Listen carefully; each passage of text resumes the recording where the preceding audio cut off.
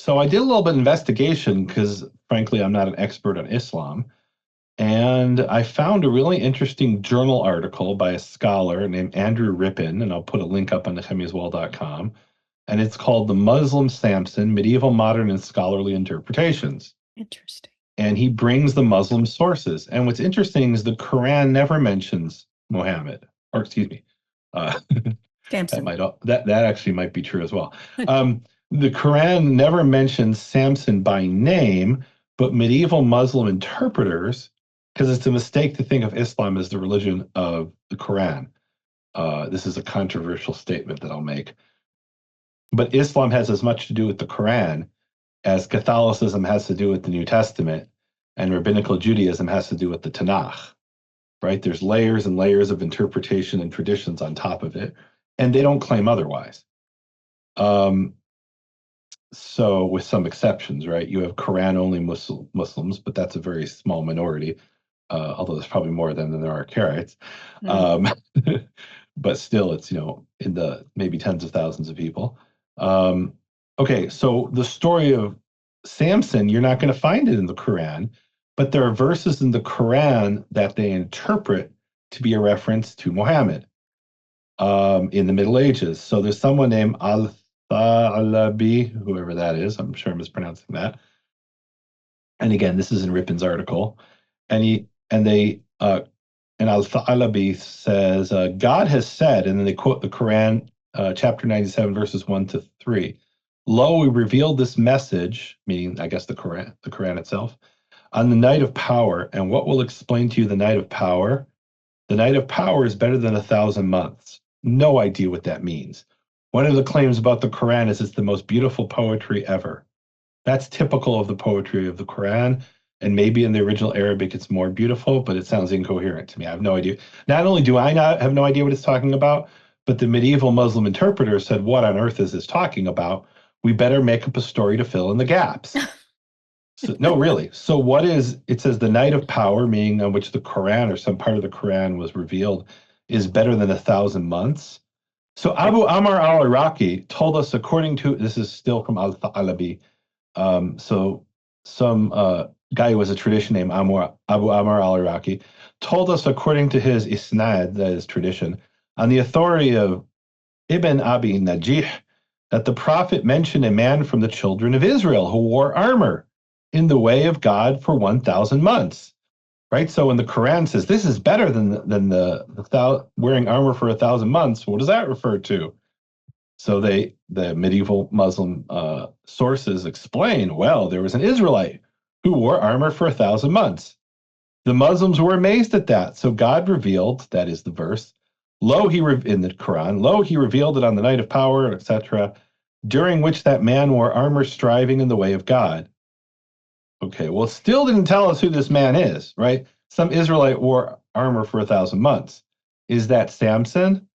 Well, it goes on. Abdallah Abdabah told us, this is again the Al-Thalabi, this medieval Muslim source, according to his tradition on the authority of some other guy, that Samson, whom God guided because of his righteousness, was from a Roman town whose inhabitants were idol worshippers.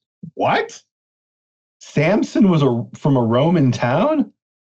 Remember, the woman says in the interview with this cleric, she says, Samson the Israelite or Samson, ... Which Samson? And I thought at first he's nodding his head, but he doesn't nod his head because he's a Muslim scholar. And he doesn't believe that Samson is an Israelite. Oh. Samson is a Roman. Oh. And it goes on in this source. His story and theirs are related according to what has been told by me, by whoever, blah, blah, blah. Okay. And then At-Tabari, who is another famous source of hadith, which is like the Muslim oral law. Samson was an inhabitant of one of the Roman cities. He'd been guided by God because of his integrity. However, his people were idol worshippers. From his and their story, the following has been told to us by Ibn Hamid, who reported whatever. Okay, so this is incredible. So they have a story about Samson, but it's not the story from the Tanakh. There's this Christians and one Jew who have these talks where they talk about how, the Muslims believe in Jesus, but it's not the Jesus of the New Testament. All right, and I'm not going to get into that because that's beyond the scope of what we're talking about here. But they have stories about Samson, and it is the Samson of the Tanakh, but what they know about the Samson of the Tanakh is completely confused, right? Bear in mind, this isn't even the Quran, right? So there's the guy who wore armor for 1,000 years or 1,000 months, and that's an Israelite, but they never say that's Samson. In the context of the man who wore armor for 1,000 years, then they tell a story about Samson. They never say directly that he's Samson, at least in what we read so far. So let me read. This is actually what the scholar did here is something interesting. He took all the different traditions and he smushed them into a single story, which is a bit dubious, but we'll read it anyway. Samson was this is the Muslim story about Samson, right? And why is this important? Because when the Lebanese Shiite cleric is talking about Samson came and he destroyed, he shattered, he left scorched earth, he knows this story. Now, it could be the Shiites have a different story. I don't know. I'm not an expert in Islam, right? I'm relying on what Ripon said here. And if somebody knows better, please post it in the comments. But this is really interesting because and a lot of things in Islam strike me as they were sitting around the campfire telling stories, and the stories kind of got confused, right? It's kind of like that game Broken Telephone. Now, they might say that, they say the same thing about us, right? In other words, in the Quran, it says that the Torah and the gospel are valid. But then when you look at the Torah that we have and when they say gospel, what do they mean? The four gospels or New Testament? Whatever they mean, that's a whole separate, discussion. Like, for example, in their traditions, it wasn't Isaac who was bound by Abraham to be sacrificed. It was Ishmael, the ancestor of Muhammad. So the point is, they have, they on the one hand acknowledge the Torah, or the Tanakh, perhaps you could say it means. On the other hand, what their stories don't match the Torah. So how do they reconcile the two? They say, well, you guys changed it. We did. So in other words, in the original Torah, they claim, some Muslims, not all, but some Muslims claim that it mentioned Muhammad and predicted the coming of Muhammad. And the Jews changed it. Anyway, so here's what it says about Samson, which is they're confused from my perspective story. And again, they might say I'm confused, but I'm willing to accept that they say that because I know I'm right. Samson was the only man among them who had submitted himself to God. And that's a technical term. Submitted himself means they're claiming he's a Muslim. So there's one Muslim in the Roman town, and that's Samson. And then Thalabi, which is really interesting, he was a Muslim among them, one of the people of the gospel. So they're saying he's not just a Christian, he's a true Christian, and a true Christian is a Muslim, right? And their distorted view of history. That's how Muslims, and again, this isn't even the Quran, this is in the Middle Ages. His mother had made him a Nazirite. He was a man from one of their villages to which the people were disbelievers who worshipped idols, right? So he's a pagan. Samson's a pagan according to the Muslim sources, right? So this Muslim cleric in 2024, a few days ago, really, he knows this story. He doesn't know what it says in the Tanakh, although the story we're about to read says nothing about fire. That he got from the Tanakh. Or did he? We'll get to that. It goes on. Samson did not live far away from them, meaning the idolaters. Alone, he used to fight them and struggle with them in the way of God, taking his needs from them while killing them, taking them prisoner and seizing their property. So this is interesting because now this is a paradigm for what a Muslim should do. You should just go steal stuff from your neighbors who aren't Muslims. That's basically that's the message here. Wow. Samson would encounter them only with the jawbone of a camel. So they know the story in the Tanakh, but it's been corrupted and confused. Why a camel? Because they don't know. Well, I mean, they do know about donkeys, so I don't know why a camel. But that's the way they tell the story. When they fought him and he fought them, he would work hard and become thirsty. Sweet water would burst forth from him from the rock at Lehi. So they've read the Tanakh story. They've heard it. Again, it's like sitting around the campfire, right? This is the I don't know, the TikTok version of the Tanakh story, right? It's been so confused. You're like, wait, what does it actually say in the Tanakh? Um, and he would drink, right? So it's interesting. They just described this as a repetitive action. It didn't happen once, right? He would happen and become thirsty. Sweet water would burst forth repeatedly from him from the rock at Lehi, even though it's a one-time event in the Tanakh. And he would drink from it until he was revived and had regained his strength. Neither iron nor anything else could hold him. He struggled with them in the way of God for 1,000 months. Ah, so it's not. So the one who struggled with 1,000 months isn't an Israelite. He's a pagan who comes from a Roman town. And then Tabari says, in that way he fought and battled them in the way of God, and in his raiding he would obtain his needs from them. So he comes from a pagan town, but he becomes a Christian.